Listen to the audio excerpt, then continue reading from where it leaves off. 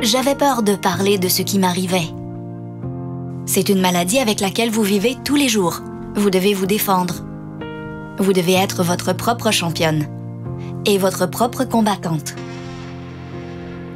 J'avais 19 ans quand j'ai commencé à avoir des symptômes des MII. À l'époque, j'ignorais que c'était des symptômes des MII. J'avais des diarrhées et puis j'ai commencé à remarquer du sang dans mes selles et j'avais beaucoup de douleurs abdominales. Et j'ai malheureusement gardé tout ça pour moi.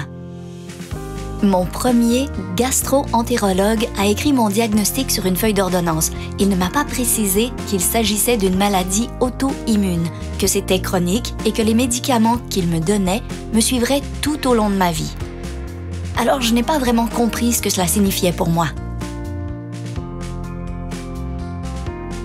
Les maladies inflammatoires de l'intestin sont des inflammations chroniques de l'intestin. Elles se composent de deux maladies, la maladie de Crohn et la colite ulcéreuse, qui sont légèrement différentes. La maladie de Crohn peut toucher n'importe quelle partie de l'intestin, et ce, sur toute sa longueur, alors que la colite ulcéreuse n'affecte que le gros intestin ou le côlon.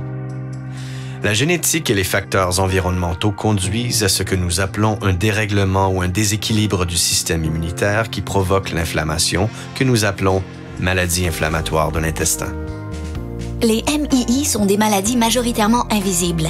C'est très difficile pour les gens de comprendre ce que vous vivez alors qu'ils ne voient rien.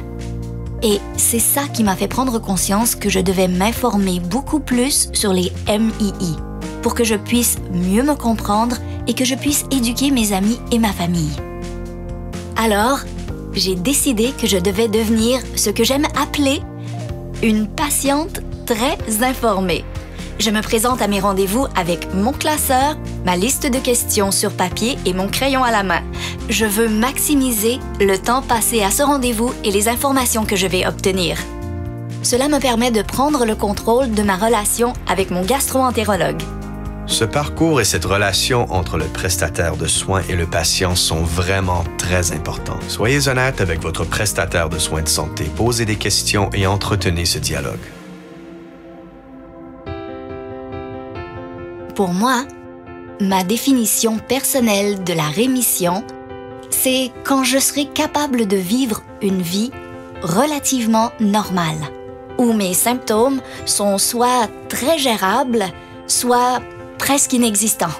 L'objectif ultime lorsque nous parlons de rémission, c'est de parvenir à une cicatrisation des muqueuses. La muqueuse désigne la paroi interne du tube digestif.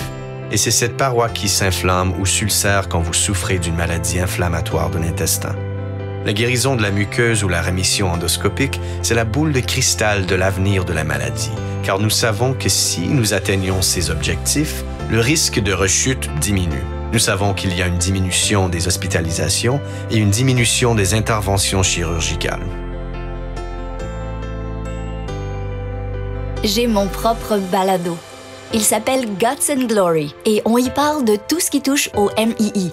Je ne pensais pas qu'il y aurait beaucoup d'abonnés et puis j'ai commencé à recevoir des courriels de personnes du monde entier. Le fait de parler à quelqu'un d'autre qui souffre des mêmes maladies que vous, c'est une grande force. Je souffre de MII depuis 16 ans. Et avec les expériences que j'ai vécues, les personnes que j'ai rencontrées, plus je me suis informée et plus j'ai défendu mes intérêts lors de mes rendez-vous avec les services de santé.